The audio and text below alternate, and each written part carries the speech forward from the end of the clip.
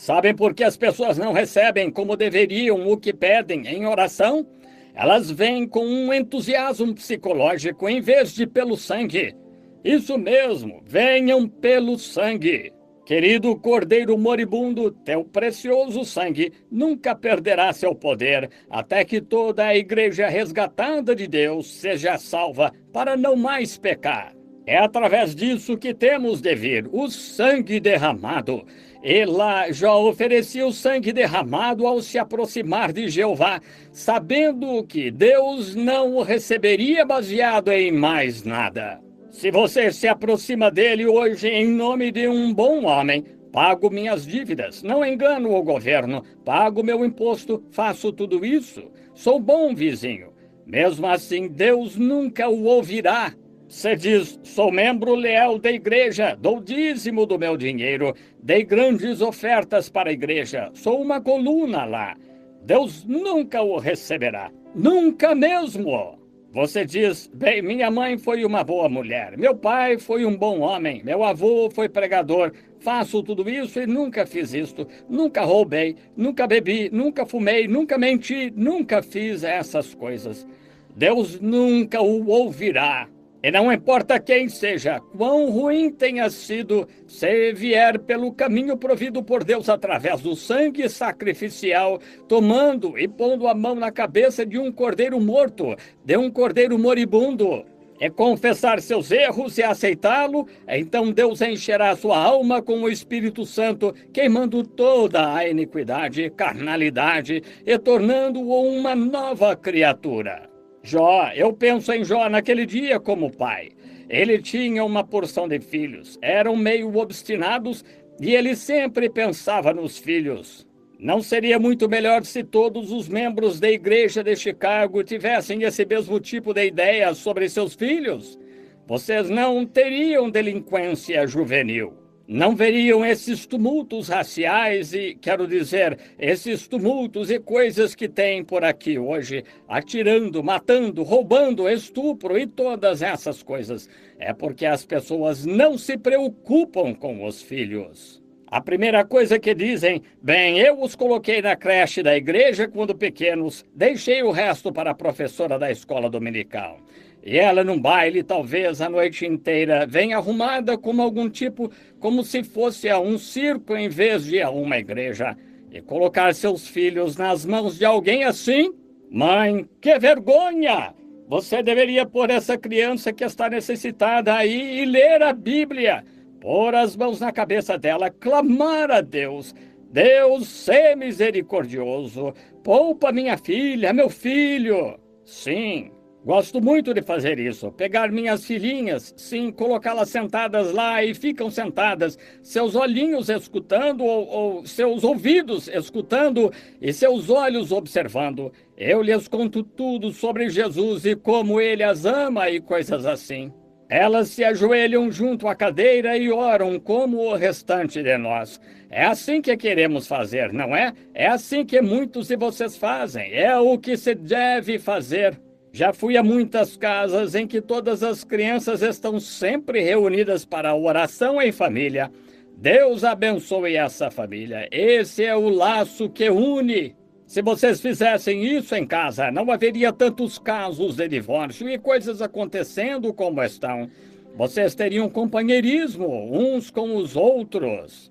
Então vejo Jó, seus filhos se casaram e tomaram caminhos distintos, como fazem, como pássaros que saem do ninho. Jó, sabendo que não havia outro caminho, nenhum caminho possível pelo qual o homem pudesse se aproximar de Deus e ter companheirismo com ele, só pelo cordeiro sacrificial, pelo sangue. Jó dizia, porventura meus filhos pecaram, assim eu oferecerei um cordeiro por eles. Algo dizia a Jó que seria melhor preparar, melhor estar preparado. E então, quando fazia a oferta do cordeiro sacrificial por seus filhos, um dia aconteceu. Vieram as tempestades e mataram muitos deles, e fogo e assim por diante, e destruição. Mas antes que isso acontecesse, Jó se certificou de que cada um estivesse sob o sangue. Amém. Rejeição, rejeitaram-no hoje. Esta nação está matando o Cristo mais rápido que pode, entristecendo e afastando o Espírito Santo com credos e formas de religião, entristecendo o Espírito Santo. Estava lendo não faz muito, ouvi falar em algum lugar deste grande evangelista Billy Graham quando esteve na Escócia. Sabem qual é o problema? Se o povo pentecostal unisse suas cabeças em vez de se separar e fazer tudo como vocês fizeram, seus cultos estariam avançando como dos batistas. Mas os batistas tiraram isso de vocês.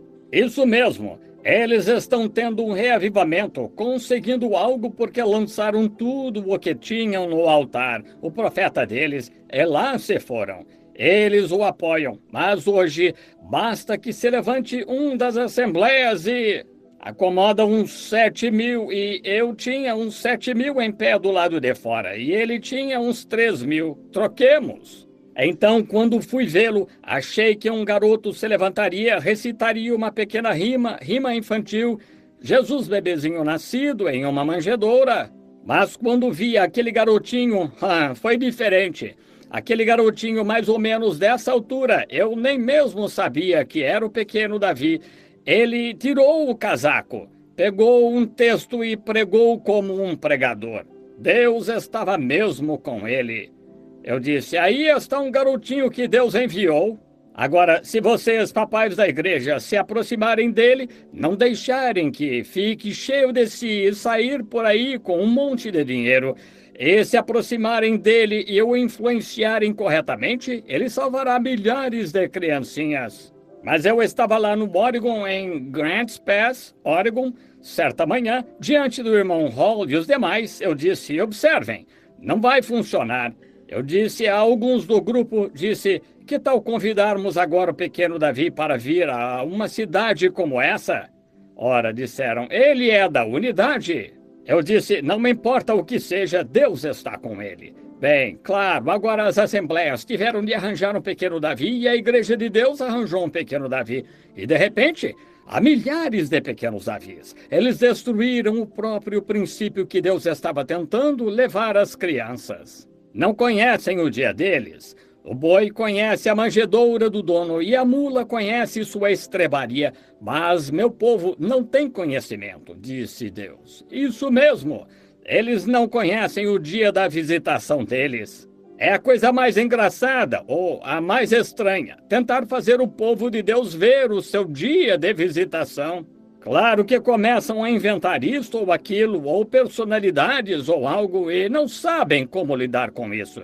Transferem seu companheirismo a uma denominação em vez de a Cristo.